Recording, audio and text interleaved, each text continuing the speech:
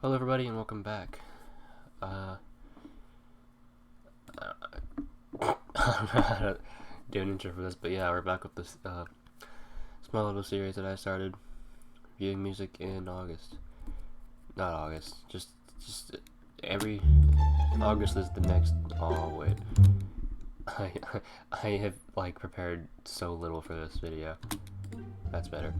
Okay, anyway, yeah, sorry about the difficulties in the beginning, but I'm here back at the series, just talking about every album I've listened to in a given month. So, not wasting any more time, let's get right to it. Album 1, Hobo Johnson, Alienates His Fan Base by Hobo Johnson. Awful. There's nothing else to put it. It destroys any respect Hobo Johnson once had. And even if it is a joke album, it's just not enjoyable at all. It's not, I didn't think it could get worse than his previous outing, but he proved me wrong. And you would think it can only be up from here, but that's what I said last time too, now it's proven wrong, so let's see what happens. Album 2, Disintegrate Ready by Lingua Ignota. I mean, it's pretty good. But then I called it this one. This time, not this one. Anyway. It's just hard to talk about because there's just so much bad about this album that makes it just amazing. It's good because of its flaws. It's good because of its greatness too. It's just an all-around great experience. There are some moments in the LP that I think might come off as boring or repeated, but besides that, it is a very passionate performance the whole way through. It is a very interesting album the full way through. It is just so fun to lose yourself in this album. It is so cool. It is a must hear of 2021. Next, Father of the Bride by Vampire Weekend. Compared to other stuff that Vampire Weekend has produced, like Modern Vampires of the City, self-titled college drop, this comes off as incredibly mid and incredibly weak.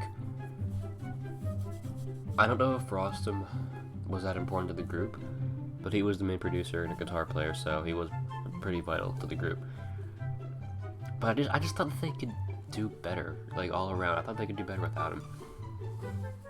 And hopefully I'll be proved wrong that they're just not going to settle for mediocrity on their next album, which I'll be anticipatingly waiting for. But, comparing this to any of their previous 3 albums, it's just unbelievably mediocre. 1,000 gecs, sorry, 100 gecs.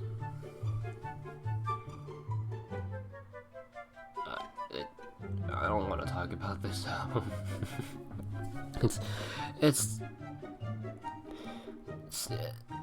It's a complete mess, but it's a fun mess. Sometimes the production is ridiculously overblown too, which I thought was a little strange. Some of it is just so overblown that it takes away all enjoyment. Besides very minimum complaints and some comments with the production choices and songwriting at times, it's a pretty fun album. Drunk Tank Pink, Shame. No one cares about Shame, and it's a shame because Shame can make some pretty good music sometimes, but this album is good, chief. It's definitely not bad. It's just mid. And comparing this to Black Midi Squid, Black Country New Road, it just falls so flat. It is not very impressive. It helps that this came out before all the post-punk things, because a lot of this is just repeated ideas of that, but just any other post-punk album that came out this year, like an important, like huge one, is just undeniably better than this.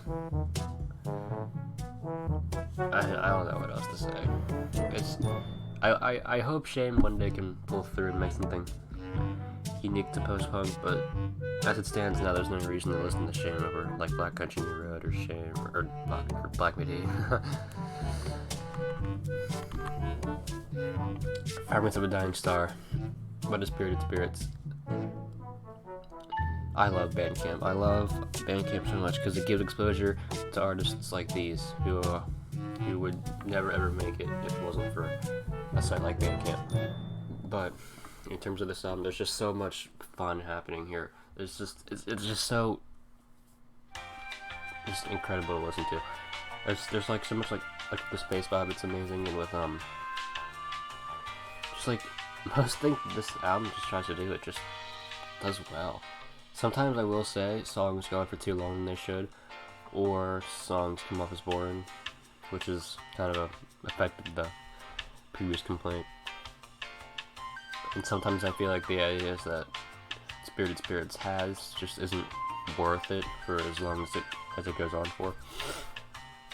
But like, if he can clean up some of the mistakes he made, he might make a masterpiece in the coming years.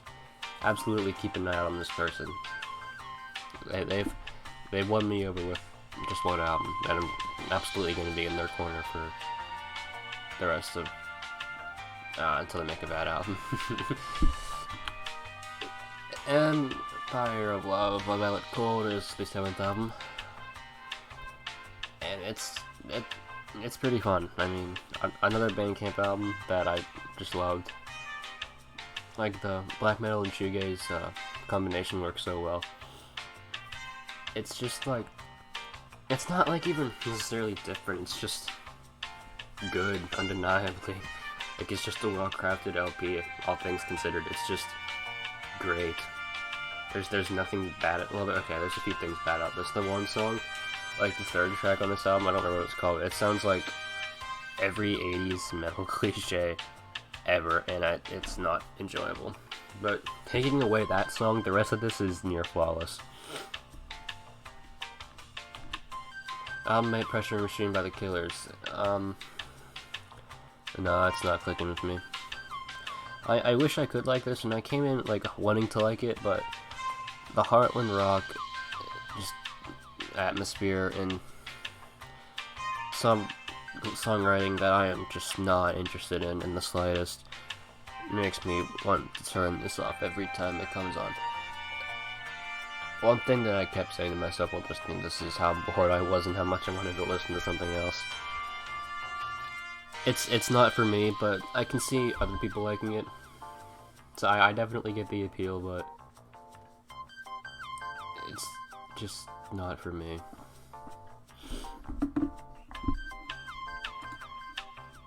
Night Visions, Imagine Dragons. Listen, Imagine Dragons is probably like my biggest guilty pleasure. Like, I understand the flaws around it, but like this and Smoke and Mirrors are two great albums in my opinion. I think just like the indie pop and pop rock like fusions that they go for are just great. With like some cool experiments every once in a while too that mostly work out, and it's just really good. It's just really good. As is Smoke and Mirrors, which is also really good. I thought they would make a bigger statement, admittedly. Like make something different. But it's still good as it is. It's just I just felt like it could be better. And the overblownness of a lot of Imagine Dragons songs absolutely show their face here.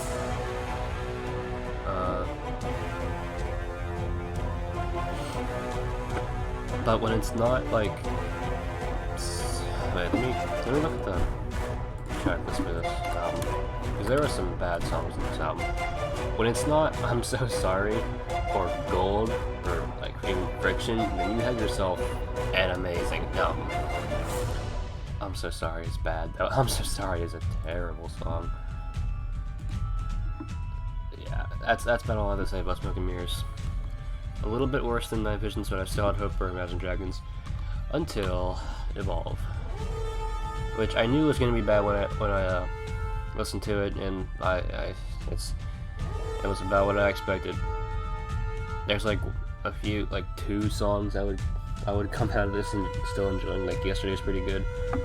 Like besides that, dude, there's just nothing here. It's just overblown radio filler garbage that made me so disappointed in the band as a whole. I just really wish that it wasn't this anything but overblown radio garbage. And you could already make the excuse that Night Visions and Smoke and Mirrors were radio filler and overblown, which to an extent they were, but I felt like they at least had like personality. This is just awful. There's like so little redeeming about Evolve. I will probably never ever listen to this album again. Songs like Thunder and I don't even remember what that song's called. Whatever It Takes, that's what it is. Those songs are so bad. They're so bad, modern rock songs, dude. It's just so unfortunate that it's come to this. And Origins told me that I'm probably gonna change. But Origins really isn't as bad as people say it is. The production is at least tolerable on Origins. It's still not great by any means, but it's just not the worst. And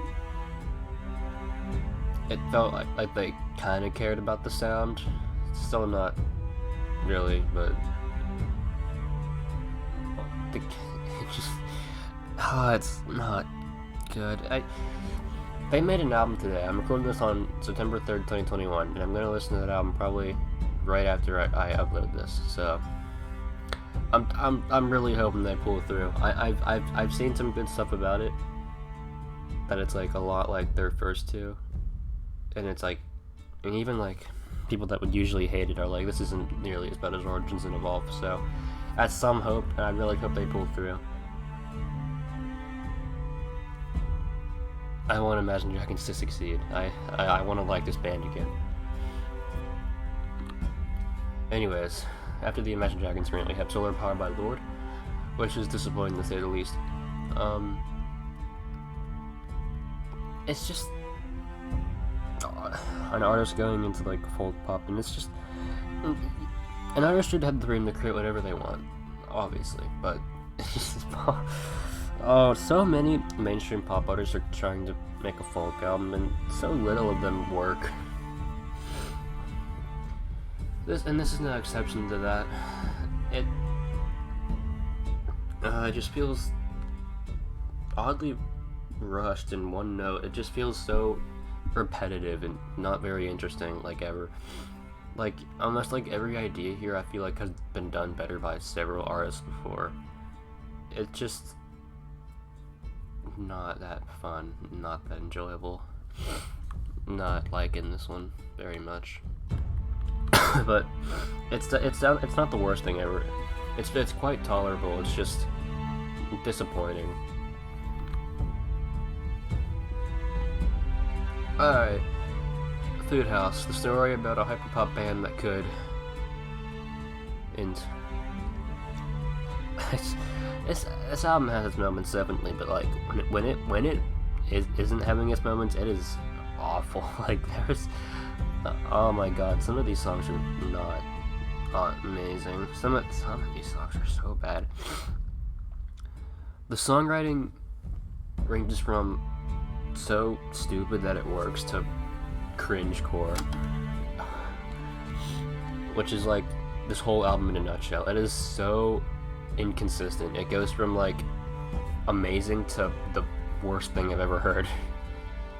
There's no consistency with this project at all, and I wonder how Food House will do in the future.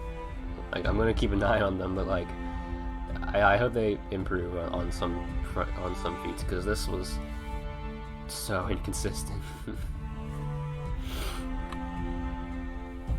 Troubled Paradise by Slater. I have like so little to say about this. Once again, the songwriting is so bad on some of these songs, and like, no matter how interesting the production may be, I just get like so turned off by other flaws of this album.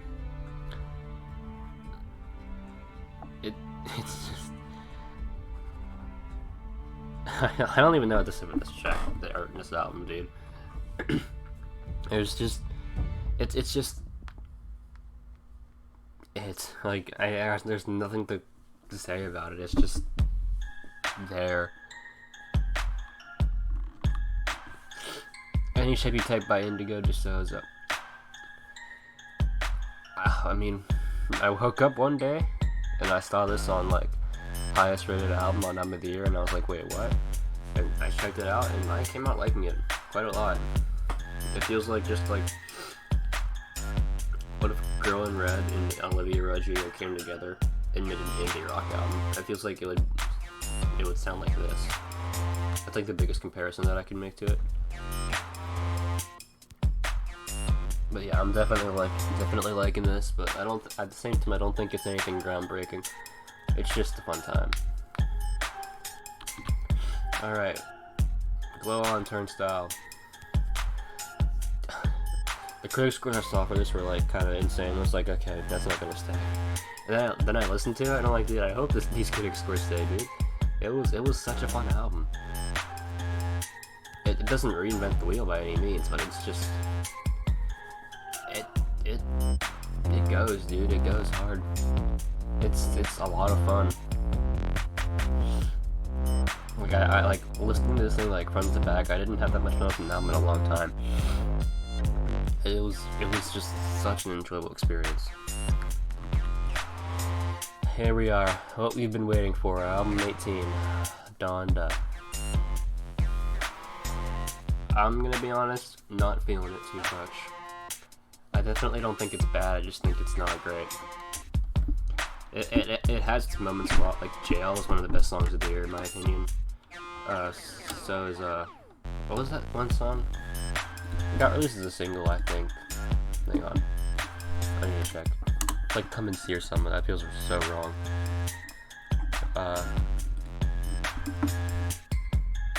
Come to Life. That's what it was. And I knew it was Come something.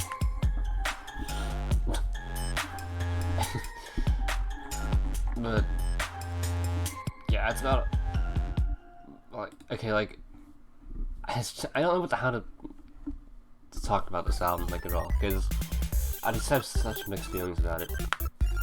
And the rollout process with this album was a masterpiece. It was so funny. Oh my god. This is the only Kanye West album I've listened to, but keeping up with him is just so fun.